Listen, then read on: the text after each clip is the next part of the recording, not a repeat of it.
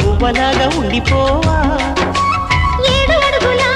తోడు రావా జన్మ జన్మనందు నీడ కావా లోకం మనలో గిలిగా కాలం మన కౌగిలిగా వలపే శుభ దీవెనగా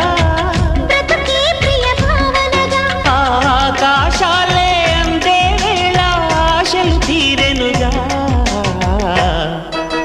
కోకిల కోకిల అన్నది లేచినామని తన్నది ఆహా ఆహా ఆహా